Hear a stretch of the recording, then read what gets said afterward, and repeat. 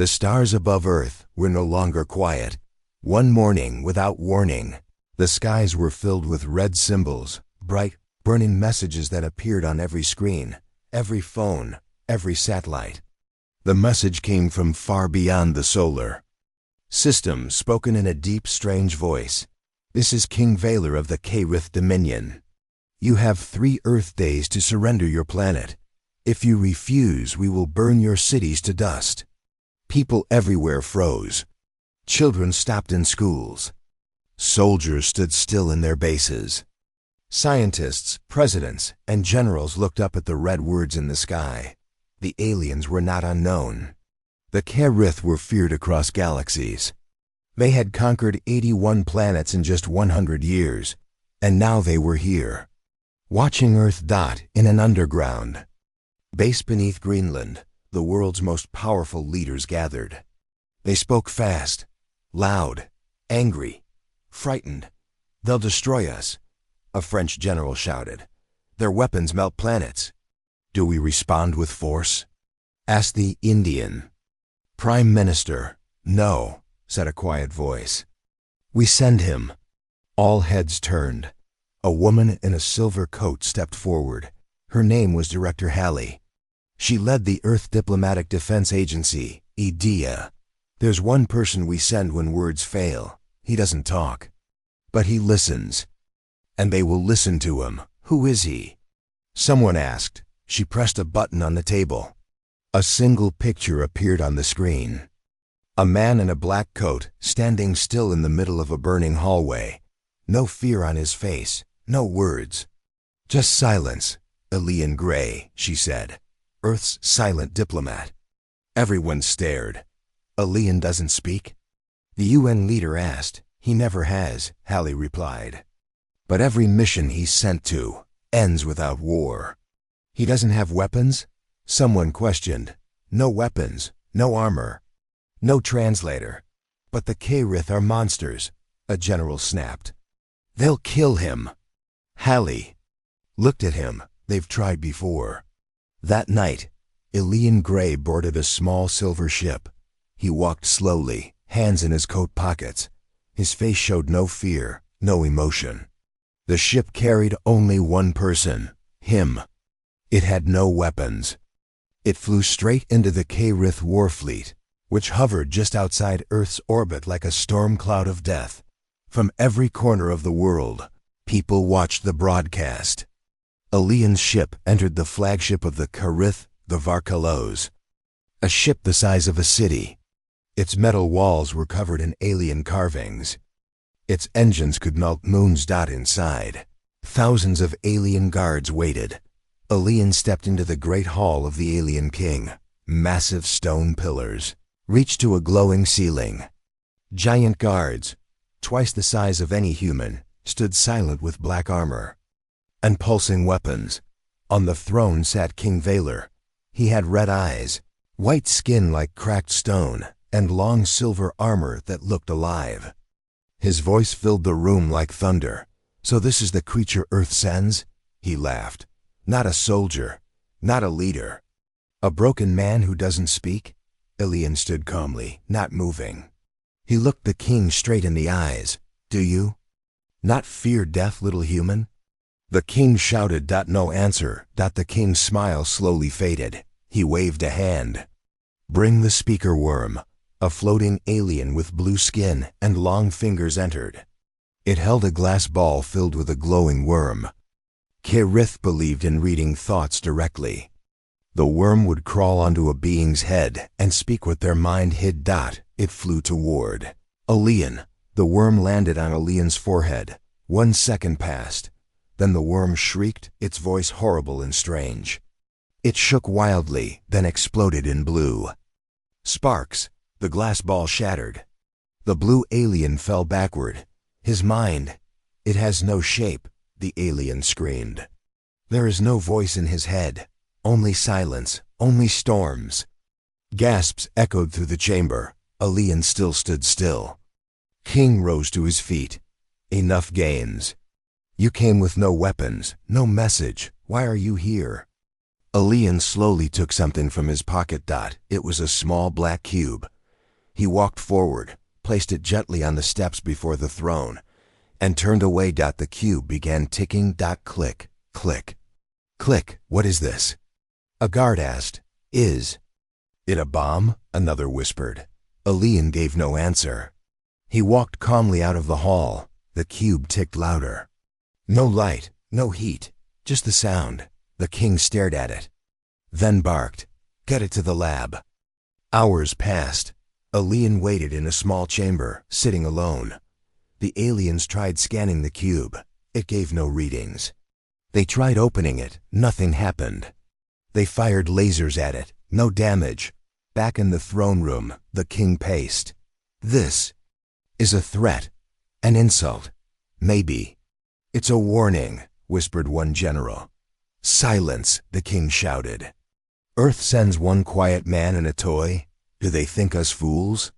Outside, the stars seemed a dim dot inside the cube. The ticking grew slower. Click, click.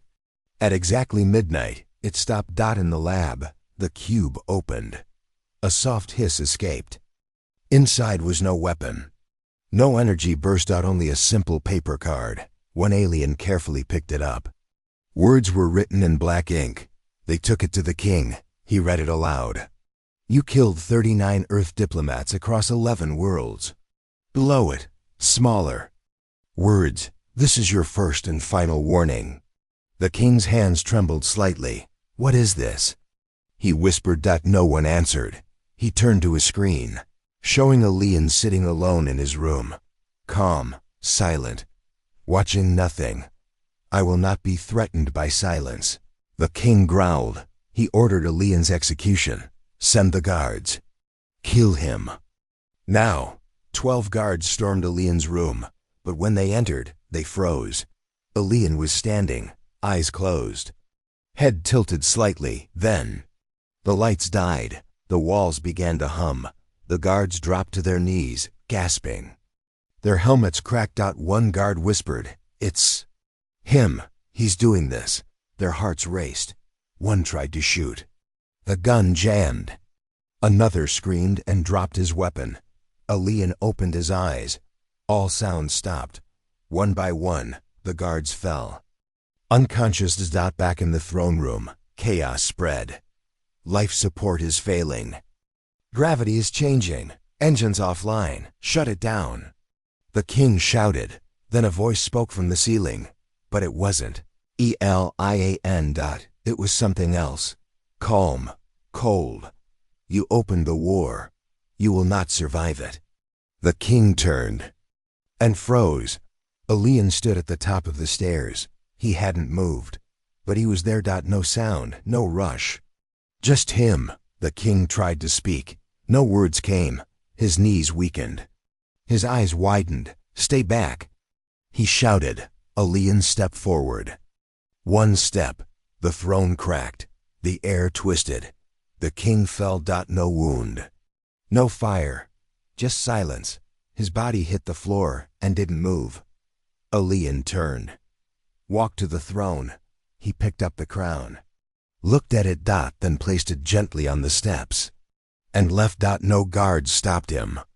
No alarms rang. As his ship left the K-Rith fleet. Not a single cannon fired. He flew back to Earth. A new king rose among the K-Rith. One who feared Earth. One who respected silence. They called off the war. Sent gifts. Sent peace. Earth never explained what Alian did. No interviews. No celebration. Just silence. But across the stars, whispers spread. From empire to empire. Never challenge the man Earth sends. Never fight the one who doesn't speak. And far away, on a quiet mountain, Alian Gray watched the sky. Said nothing, but the stars never threatened Earth again. The Varkalo's warship drifted above Earth like a black moon. Its surface rippled with glowing red veins. Inside, the halls were thick with tension. The K-Rith were a race built for war. Born in lava fields, trained with blades from age 3, they had never lost a single invasion. Fear was not part of their language. They didn't know it. They didn't respect it. And yet, ever since the human diplomat arrived, something had shifted. Elian Grey had done nothing, said nothing, brought no weapons. He had only delivered a ticking cube and a paper warning. But after the cube opened and the king collapsed, the silence he left behind was louder than any war cry. Guards now stood farther from his chamber. Scientists whispered outside the lab. Soldiers checked there. Weapons again and again. Machines glitched when scanning the diplomat's path. Captain Sever, head of Royal Defense, narrowed his eyes at the monitor. He just sits there, Sevar said. He doesn't eat, doesn't sleep, doesn't speak. The ship's AI replied, with a sharp mechanical voice. Subject Elian Grey shows 0 biological decline, no rest needed. No energy intake detected. That's not possible, Sevar muttered. Humans are fragile. Data shows he's human, the AI answered.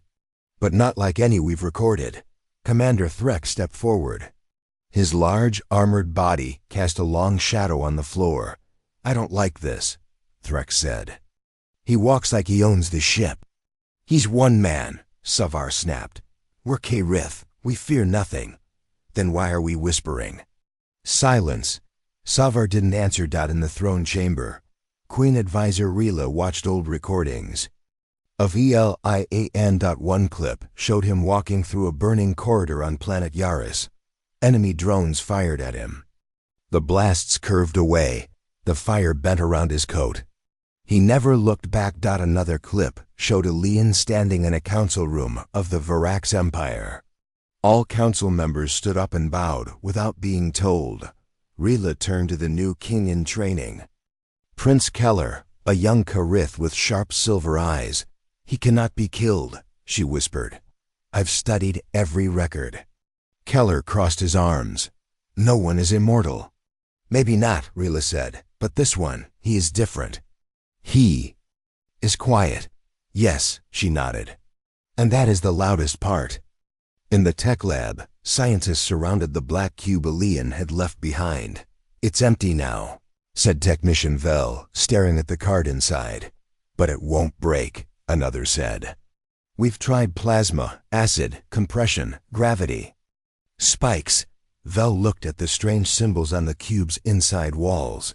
They aren't human, he whispered. But they aren't alien either. What do they mean? No idea. But this part here ... double quotes. Vel pointed. ... is not a message. It's a countdown. The room went quiet. Countdown to what? Someone asked. Vel swallowed. We don't. No. Meanwhile, Elian sat in his room. He hadn't moved since the night before. A small guard drone floated in, scanning him from head to toe. It beeped once, then sparked and fell to the floor. Its systems fried. A camera watching him shorted out. Outside his door, guards watched in silence. Did you see that? One whispered. The drone just died, another nodded. He didn't even touch it. Maybe he didn't have to. Inside, Elian slowly turned his head toward the wall where the camera used to be. Though no one could hear it, something in the air began to hum. The new king held a war council in the battle chamber, around. The table sat generals, spies, and high advisors. This cannot continue, said General Tarvak. He is a threat, a silent disease. He infects the ship without lifting a finger. We should send him back to Earth, a commander said. And show weakness? Snapped Keller. He already made us look weak, Tarvik shouted. He entered our throne room, dropped a box, and walked away. We can't kill him, Rila said softly. Why not? Rila placed a clawed hand on the table. Because I think he let the king die. The room went still. We ran the scans, she continued. No poison, no wound, no attack. But the king's mind collapsed. It was as if he felt something and couldn't survive it. Tarvik leaned forward. What did he feel? Rila looked around. Fear. That night, a message played across the Varkalos, every screen, every speaker. It was Earth's broadcast. A calm female voice. This is Earth Control to the Kerith Dominion. Our diplomat is in your care. You have 7 hours to return him safely. If harm comes to him, we will respond. There was no threat in her tone. No anger. Just quiet confidence. Keller slammed his fist on the table. Earth sends warnings like their laws. They never sent warships, Rayla replied. Only one man. Then we send him back in pieces, Keller said. That would be a mistake. Rayla's voice was calm but firm. Keller didn't listen. He called in his elite guards. Take him, tie him, break him. The guards hesitated. Now! The prince barked. They marched toward Elian's chamber. 5 guards approached the door. The hallway lights flickered. Each step felt heavier then. The last. One guard's helmet fogged from inside. Why is it so cold? He asked. We're near the core. It should be hot. I don't like this, another muttered. They reached the door. It slid open with a hiss. Elian was gone. The room was empty. No furniture, no screens. Just a mark on the floor burned into the metal.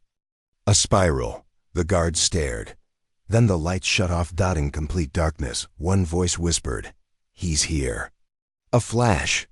Then another. The guards screamed, weapons firing blindly. When lights came back on, all 5 guards were unconscious on the floor. No wounds, no burns, but each of them had one word burned into their chest armor. Listen. Keller's control started to slip. His advisors argued. His guards looked nervous. Even the AI stuttered. We have to evacuate the ship. Someone sighed. Something is wrong here. Keller refused. I will not be chased off my own flagship. Just then, a new alert appeared. One of the outer deck Sector 8 had gone offline. Keller pulled up the camera feed. Elian stood in the middle of the deck. Hands behind his back. Around him floated 10 massive weapon drones. These drones had guarded that deck for centuries. Now they hovered around Elian. Like pets. What is he doing? Keller asked. He's not doing anything, a tech said. The AI interrupted. Correction. He's doing everything. The AI switched feeds. Elian had walked to the engine room. He placed his hand on a wall. All systems blinked. The ship slowed. Weapons shut down. Lights dimmed. No alarms worked. He wasn't attacking. He was making the ship listen. The Kerith feared nothing. But now they watched every move he made, because something deep inside them whispered, this man doesn't need an army. He is the army. Rayla stood beside Keller. You should have listened. He's one man, Keller repeated. No, Rayla replied. He's Earth's final word, and he hasn't even spoken it yet. Keller turned pale. Rayla stepped away. Camera showed Elian walking back toward the throne room. The prince tried to stand firm. Prepare my guards. They won't help you, Rayla said. Then what do I do? She didn't answer. She simply opened the main doors, and Elian entered. No guards stopped him. No alarms rang. Kaler stood tall on the throne steps. Say something, he shouted. Who are you? What do you want? Elian stopped. Then slowly, he raised a single hand and pointed to the stars through the large window behind the throne. A screen lit up. Dozens of small, dark objects surrounded the Varkalos. Earth ships, silent, invisible, waiting. Keller stared, heart racing. You tricked us. Elian said nothing. He simply walked forward, reached into his coat, and dropped another small cube at the prince's feet. It ticked once, then stopped. The room fell quiet, and Elian turned away again without a word. The prince collapsed on the steps. What was that? He asked. Rayla picked up the cube. It was hollow. Inside was another card. 2 words. Not yet. Far above, Earth's ships faded away, cloaked again in the dark. But the Kerith knew. They had just seen the edge of human power, and it had no voice, only silence. Darkness filled the control deck of the Varkalos. Lights flickered across alien panels, casting long shadows that seemed to move on their own. Everything on the ship felt colder now, quieter, as if something deep in its metal bones had begun to understand fear, and still. Elian Gray said nothing. The silent human sat alone in his chamber, staring into the wall. No bed, no food, no water. No guards dared to enter any more. In the throne hall, Prince Keller paced back and forth, his sharp claws clicking against the polished stone floor. "We must understand what he is," the prince growled. "We can't fight what we don't understand." "Advisor." Rayla watched him carefully. "You've tried weapons," she said softly. "They failed. You sent guards. They fainted. You surrounded him with war machines. Now they follow him like pets. What will you try next?" Keller's eyes narrowed. "His mind," he said. Rayla's face darkened. "You want to scan a human mind? That's dangerous enough, but his?" Keller clenched his fist. "I will not live in fear of a man who won't speak." He turned to a guard. "Bring the Mind Seer." In a hidden chamber deep within the ship, the Mind Seer slept. She was not fully K-Rith, nor fully machine. Her body floated in liquid, connected to hundreds of wires. Her skin was silver blue, and her eyes never opened. She had scanned the minds of prisoners, traitors, spies, and monsters from 100 worlds, but never a human. And certainly not this one. When the chamber door opened, she stirred. Her voice echoed inside the heads of those nearby. "Who must I read?" "The Earth Diplomat," Keller said. The liquid began to bubble. "No cost?" "None. He's here, now," she said. "I can feel him." Keller frowned. "You've already touched his mind?" "No," she said quietly. "His mind touched me first." Moments later, Elian Gray stood in the chamber. He had not resisted the guards, though none had dared grab him. He simply walked, slowly and calmly, behind them. Now he stood before the Seer's tank. Keller watched from behind a sealed glass wall, along with Rayla and other high advisors. "This will end the mystery," he whispered. Rayla was not so sure. The Mind Seer floated forward. "Step closer," she said into Elian's mind. "Let me see what you hide." Elian said nothing. His eyes didn't blink. She reached out with one silver hand. The moment her fingers touched his forehead, the lights exploded. A loud, sharp scream filled the air, not from Elian, but from the Seer. She jerked back, shaking violently. The tank cracked. The liquid boiled. "Shut it down," shouted an engineer, but it was too late. The Mind Seer's body floated upward, her limbs twisted, her head thrown back.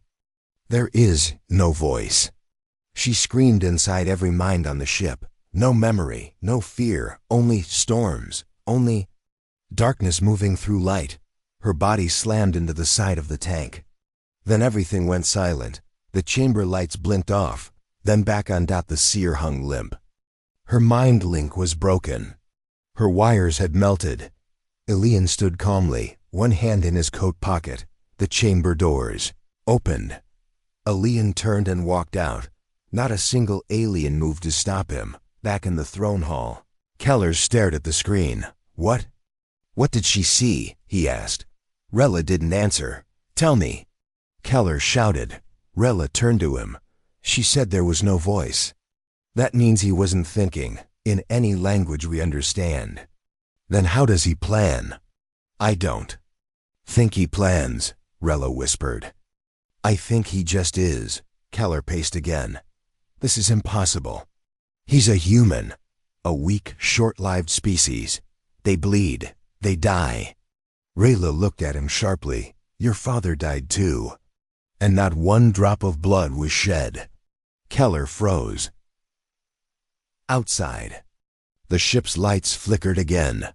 Down in the labs, the engineers studied the remains of the Mind Seer's tank. "It wasn't an attack," one of them said. "No energy spike, no weapon. So how did he stop her?" "He didn't stop her. He unwound her. What does that mean? The engineer placed a cracked data chip on the table. She said it herself. There was no memory, no past, no future. She saw a storm with no beginning. Another technician stared at the chip's last recorded image. A swirling eye. A black spiral with a single white dot in the center. They had no name for it, dot, so they called it what they felt when they looked at it. The silence, elsewhere on the ship, strange things began to happen. Weapons refused to fire in practice rooms. Targeting systems blinked out when pointed at Alien's path. Doors locked and unlocked on their own. AI systems looped, repeating odd phrases. Listen, listen, in. The mess hall, soldiers sat in silence. None of them wanted to say it out loud. But all of them felt it. Something had changed since the Mind Seer fell. Something was inside the ship now, and it wasn't Elin. It was. What followed him? Alien walked the halls like a ghost. No one stopped him. No one ordered him back. He passed. Warriors, generals, and high advisors. They stepped aside without thinking. He never looked angry, never smiled, never even blinked. Just walked. Some said they heard whispers when he passed. Others claimed to feel time slow down.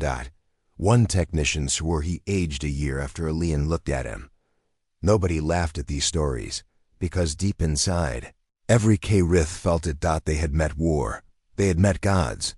But this man, this was something new. Back in Earth Control, Director Halley stood before a live feed. Alien's path across the Varkalos was marked on a map. Not straight, not random, just patient. He's doing it, she whispered. An officer looked up. Doing what, Director? Teaching them. Teaching them what? Halley's eyes narrowed, to listen. That night, Alien returned to the throne chamber. He did not knock.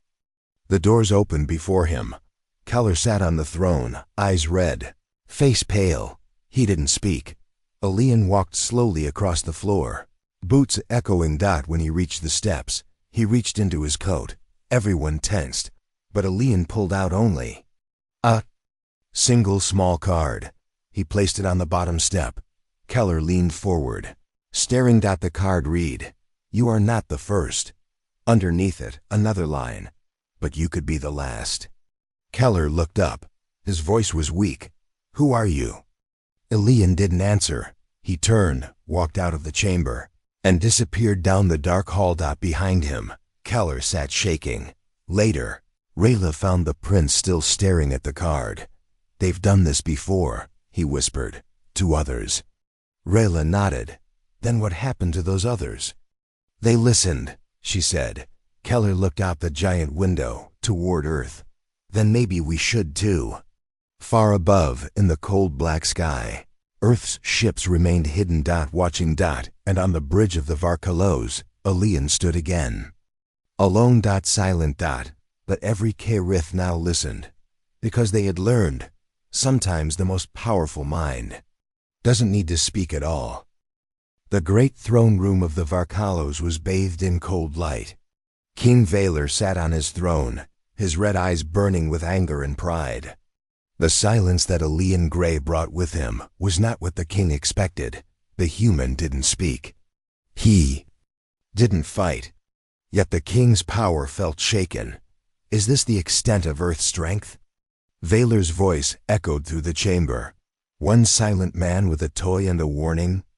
General Tarvik stepped forward, his heavy armor clanking. "Sire, the cube has no known technology. Our scientists cannot break it. And the message, it threatens us." The king laughed. "Threats are for cowards. We are K-Rith. We fear nothing." "But the diplomat," Tarvik said carefully. "He is unlike any human. His presence disrupts our systems." The Mind Seer failed to read him. The ship obeys him. Vaylor's eyes narrowed. "He is only one man." "Yes, sire," Tarvik said, "but he wields a power we do not understand." The king slammed his fist on the armrest. "Then we will show him the true strength of the K-Rith." In the labs, technicians worked feverishly. The cube had stopped ticking. But inside, It held secrets they could not touch. We must break it, demanded the chief scientist. No, said Vel, the lead technician. It is not a weapon. It is a warning. If we break it, we risk what we cannot see. Outside the lab, the atmosphere was tense. Soldiers kept watch. The king's orders were clear: crush the human diplomat. But Elian remained calm. He walked the halls of the Varkalos like a shadow untouchable, silent, watching. One evening, the king summoned Elian to the throne room. Come forward, human, Valar commanded. Show me your true purpose. Elian approached slowly, his black coat brushing the floor.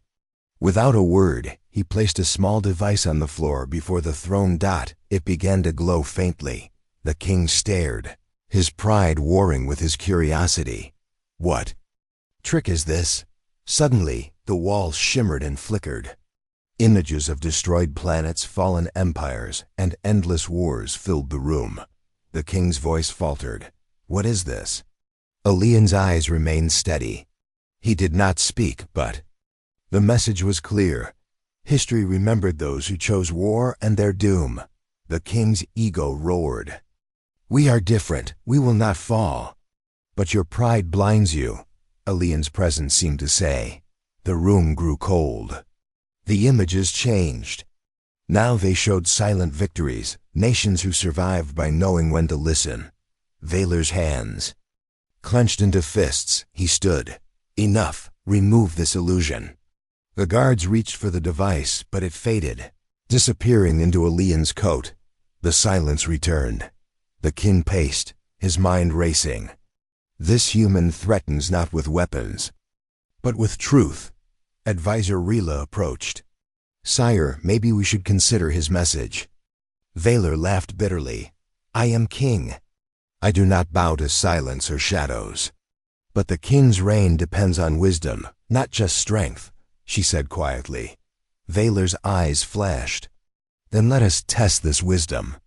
He ordered a challenge. Elian was to face the Kerith champions and combat not with swords, but with minds. The greatest telepaths and warriors gathered. Elian stood in the center. The first telepath reached out with a thought. Instantly, his mind was overwhelmed. He collapsed, screaming, unable to control the storm within. The second warrior tried to attack. Elian did not move, but the warrior's own weapon turned against him. Locked tight, fear began to spread among the Kerith. Valar realized his ego was no match for the unknown. Elian's silence was a storm, a force that broke their pride and shattered their certainty. The king sat back, breathing heavily. If silence is power, then I am ready to listen, he whispered. But Elian said nothing. He only stood and waited. The great hall of the Varkalos was unusually silent. The giant warship seemed to hold its breath as the hours passed. The ticking black cube lay on the cold stone floor, quiet now, its secret revealed but still mysterious. King Valar sat on his throne, his red eyes fixed on the small card resting atop the cube. The words were simple, but their meaning cut deeper than any blade. You killed 39 Earth diplomats across 11 worlds. He read aloud. His voice cracked. This is your first and final warning.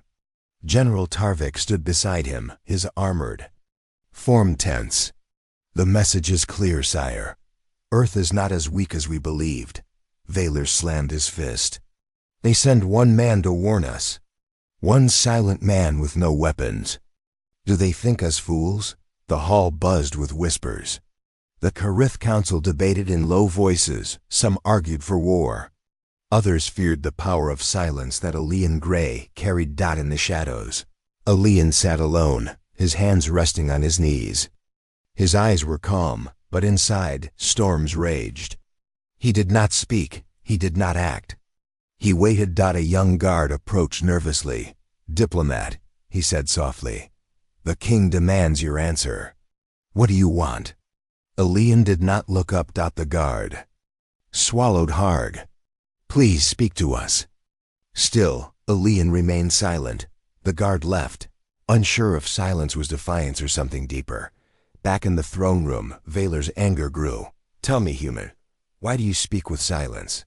Why do you threaten without war? Rayla stepped forward. Perhaps, sire, his silence is his weapon. Vaylor laughed bitterly. A weapon I will break. He rose, pacing. If Earth wants peace, it must speak. If Earth wants war, let them show their strength. Suddenly, the cube began to glow again. The light filled the room, and the card lifted slowly from the cube's surface. The king stared as new words appeared. This is not just a warning. It is a mirror. A hush fell over the hall. Tarvek's voice was low. A mirror? What does that mean? The king's eyes narrowed. Look deeper, the card continued. The lights dimmed. The walls shimmered. Images appeared, showing K-Rith. Ships burning, planets destroyed, leaders defeated. A voice echoed in the chamber, deep and calm. You have opened war before. And every time, silence ended it. Vaylor clenched his fists. We are not the first, he whispered. Rayla stepped closer. This is the last message, she said. Earth warns us, but they also remind us of what happens when war begins. The king's pride battled his fear. We can still stop this, she added. If you listen. Vaylor's gaze dropped to the floor. Outside the throne room, soldiers watched the silent diplomat. One whispered, he holds power no one understands. Another nodded, not because of weapons, because of what he doesn't say. The cube's ticking had stopped, but the silence spoke. Louder than any noise. Hours passed. The king called for his council. Prepare the war fleets, he ordered. But hold your fire. We will watch. We will wait. Let Earth speak first. Alian walked the halls. He stopped before a window, looking out at Earth. A small blue jewel in the vast black. He raised his hand and touched the glass dot inside. The ship hummed softly. He whispered, though no one heard, this is your last chance. The Varkalos moved slowly away from Earth's orbit. The war was not over, but something had changed. Silence had spoken, and the Ka-Rith knew some wars did not need guns. The great throne room of the Varkalos was heavy with silence. King Vaylor sat rigid, his sharp eyes burning with a mix of fury and fear. The last message from Earth hung in the air like a shadow, a quiet warning that spoke louder than any battle cry. General Tarvek stood before him, armor gleaming under the cold lights. Sire, the ships are ready. The warriors await your command. Vaylor clenched his fists. They want us to strike first. But what if silence is a trap? Tarvek frowned. It is your decision, my king. But hesitation could mean death. Vaylor's eyes flicked toward the door where Alian Gray waited. The silent man who had undone the reign of his predecessor without a single word. Later, in a private chamber, Vaylor spoke with advisor Rayla. Why does this human frighten us so? Vaylor asked, voice low. Rayla shook her head. Because he speaks in a way we do not understand. His silence fills the room with more power than weapons. Vaylor paced. The other kings fell because they answered silence with swords. I will not make that mistake. Back on the bridge, the captain reported. Signals show Earth's fleet is still cloaked, but growing. They wait for your command, sire. Vaylor nodded slowly. Prepare the flagship. I will meet this human diplomat one last time. Alian stood in the great hall as Vaylor entered, their eyes locked. No words were spoken. Vaylor broke the silence first. Why do you come here without war? Without words? Alian remained still, unblinking. Vaylor's voice softened, a flicker of respect shining through. Your silence has undone me. But I seek peace, if only to save my people. Alian took a single step forward and placed a small card at Vaylor's feet. Vaylor picked it up, reading, Peace is not silence, it is listening.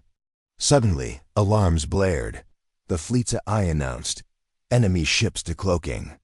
Earth's forces engaging. Vaylor's face hardened. We fight for our survival. But as the K-Rith warships moved to attack, their weapons failed. Systems froze. Engines slowed. Elian's presence spread like a wave, disabling their war machines without. A single strike. The king looked up in disbelief. This is his power. In the quiet aftermath, Vaylor gave his last command. Stand down. Recall the fleets. We will not start a war with silence. The generals looked shocked but obeyed. Vaelor approached Elian, nodding once. You have won this day. But peace will be tested. Elian said nothing. Outside the Varkalos, Earth's ships cloaked again, watching. Waiting. Silence had spoken. And for now, war was paused. The bridge of the Varkalos was tense. Captain Savar's hands clenched the console as he stared at the blinking signals on the screen. Sensors show Earth's fleet is repositioning, he said. They are not attacking. Yet. King Vaylor paced behind him. Their silence is a threat.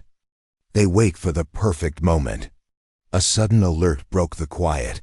Incoming vessels detected. Fast approach. Weapons locked and ready. Vaylor's eyes narrowed. Prepare for battle. But then the impossible happened. The weapon systems powered down. The shields flickered and fell. The engines slowed as if the ship itself refused to fight. The crew shouted in confusion. What is happening? In the throne room, Elian Grey stood calm and silent. His eyes watched the view screen showing the Earth fleet. General Tarvek burst in. Sire, the weapons. They are dead. Vaylor clenched his fists. This is his silent strike. Without fire, without noise. Outside, Earth's ships glided forward like shadows. They surrounded the Varkalos, but fired no shots. Why don't they attack? A young soldier whispered. Because this is not a war of weapons, a veteran said. It is a war of silence. And control. Vaylor looked at Elian. What do you want? Elian didn't answer. Instead, he extended a hand. From his palm floated a small cube. It opened, projecting images of past wars, broken empires, and final warnings. The king's voice trembled. You fight with silence, and we lose with noise. Suddenly, the Varkalos systems rebooted. Lights returned. Engines hummed. Weapons powered up but did not fire. Vaylor turned to his crew. Stand down, we yield to silence. Outside, Earth's fleet vanished into the dark. Elian's silent strike had won without a single shot fired. The king bowed his head. Perhaps silence is the greatest power of all. The great ship Varkalos moved slowly through space. Its weapons were silent. The tension that once filled every corner was now replaced by a strange calm. The K-Rith had learned something new. King Vaylor stood before the massive window, looking out at the distant blue planet Earth. Behind him, the War Council gathered quietly. He did not conquer us with swords, the king said softly. He conquered us with silence. General Tarvik nodded, and with patience. The human diplomat never raised a weapon, yet he brought us to our knees. Advisor Rila stepped forward. This is not defeat. It is respect. The respect we owe to power we do not yet understand. Vaylor's eyes stayed fixed on Earth's glow. We came ready for war. But instead, we found a mirror, and it showed us ourselves. In a quiet chamber, Elian Grey finally spoke. His voice was calm but strong. War is easy. Respect is hard. A young K-Rith officer looked at him, puzzled. Why come with silence? Why not speak or fight? Elian smiled faintly. Words can lie.